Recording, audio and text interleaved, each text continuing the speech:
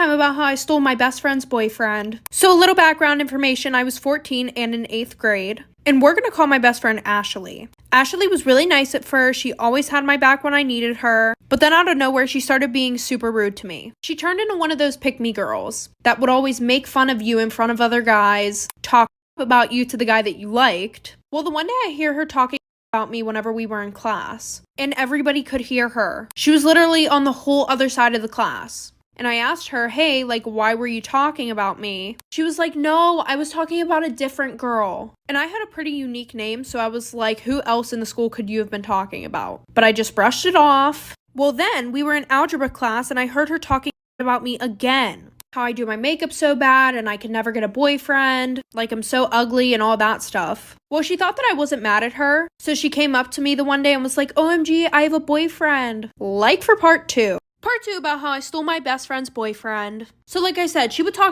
about me all the time, and I only confronted her that one time, so she thought that we were all good. So the one day before class starts, she runs up to me, she's like, oh my god, you'll never guess what? I have a boyfriend. She's like, he's so cute, he's really popular, he's on the football team. And I was like, girl, whatever, nobody cares. Until I'm sitting in my first class of the day, and I remember that she made out with my boyfriend last year. I forgave her, of course. But because karma was taking a little bit too long, I figured I had to do something about it myself. So my plan was to hook up with her boyfriend. Do I feel bad about it? Absolutely not. So I went to my school's football game, and guess who I saw? My best friend's boyfriend. She couldn't make it that night, she had something to do, so I had him all to myself. So I went up to him, I started flirting with him, and I was like, oh, you should break up with your girlfriend and date me instead. But then he was like, I thought you guys were best friends and I would never date you. Like for part 3 about how I stole my best friend's boyfriend. So like I said, I went to the football game. She wasn't there because she had something else to do. I went up to him. I started flirting. I told him that he should break up with her and date me instead. And I also said that she was a bitch and a whole bunch of other stuff. And he was like, why would you say that about your best friend?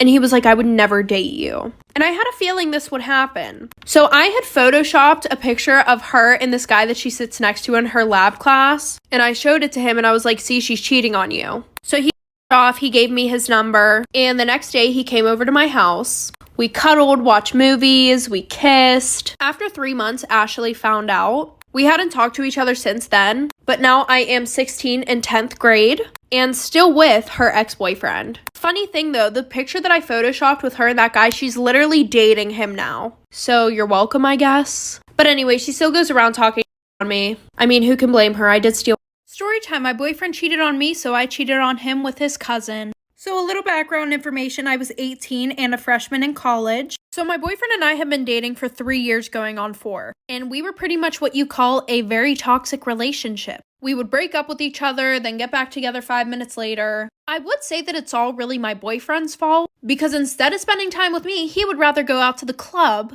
and with any whore that he could find. But he would always start an argument with me before he went to the club so that way he had a reason to cheat on me. And he's been doing this ever since we first started dating. I don't know why I didn't take that as a red flag, but I'm a dumb bitch who lacks common sense and is completely blind to red flags. So I started a private Snapchat, but I used it as almost like an OnlyFans.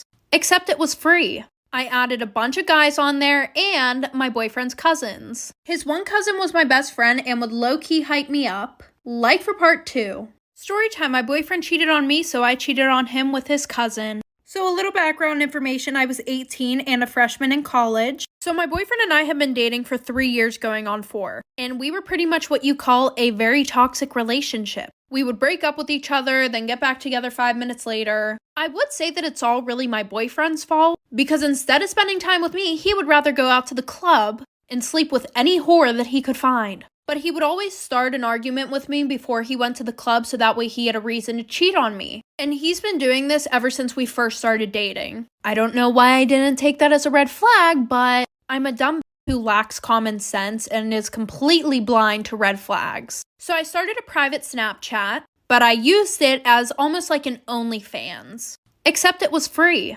I added a bunch of guys on there and my boyfriend's cousins. His one cousin was my best friend and would low-key hype me up. Like for part 2.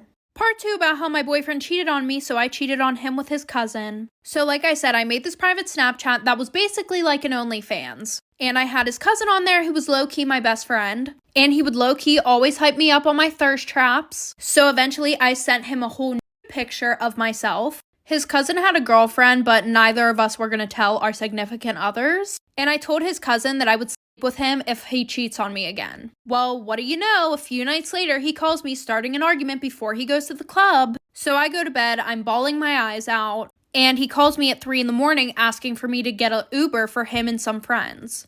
But I hear a girl talking in the back. So obviously I gave him a hard time about it. So he hangs up on me, calls me 20 minutes later, and I hear this girl talking in Spanish in the background. Me being me, I assume the worst. I assume that he cheated on me. So he calls me the next day saying that we need to talk. I go over there. He says he doesn't want to be with me anymore. Life for part 3. Part 3 about how my boyfriend cheated on me, so I cheated on him with his cousin. So like I said, he calls me over to his house. He says that I'm the problem in the relationship. I'm the reason why he cheats on me 24/7. So I'm like, you know what? Whatever. I leave and I go to his cousin's house, and his cousin kind of does the deed on me. After that, I leave because I really wasn't trying to do.